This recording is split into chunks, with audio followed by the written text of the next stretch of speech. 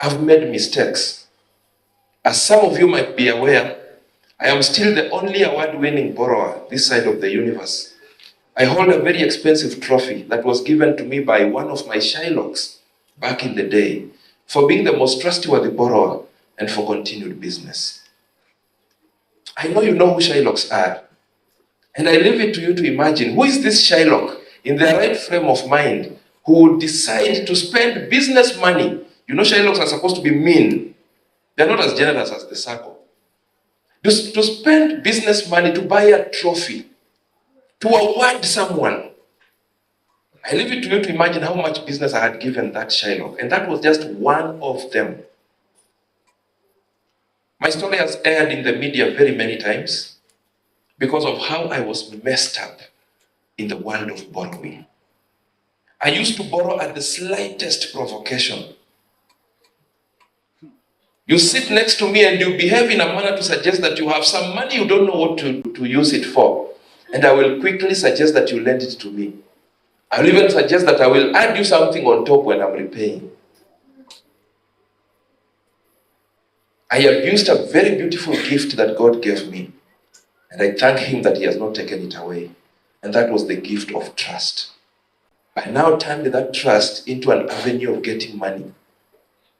I was not building houses. I wish I was. But I was financing lifestyle. And by the time I was receiving this trophy, because I cherish it so much, that trophy is what marked my turning point. The day the G4S guy delivered that trophy is when my eyes opened. That's when I started asking myself, you mean I'm being awarded not for any other thing, but for borrowing? Not even from the bank, not even from the circle, but from that other market. And I placed it on my desk. And I told myself, every morning as I report to this office, may this remind me of the work that is ahead of me until I regain control of my situation. My colleagues did not know what I was going through. I was still a banker then. I would still put up a smile. Customers would still admire me. But deep within, I was suffering. Many of my colleagues came to know about the truth of that trophy when KTN came to cover that story. They were the first media house to come to cover that story. And that time, I was owing a multitude. Not many people. I was owing a multitude. Because it's in the public domain, I will tell you. When I started the journey of fighting for my freedom, after receiving that trophy, I listed down the people I was owing money. And this is everyone. The banks, the circle, the microfinances, the Shylocks, individuals, everyone. I was owing not 5, not 10, not 20, not 30, not 40, not 50, not 60, not 70. I was owing a record, and this is true story, 86 lenders. 86 is not just a number. 86 are pressure points.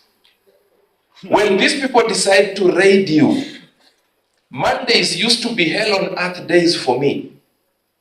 It's like these guys belong to a WhatsApp group. They discuss on Sunday evening. Tomorrow we are raiding.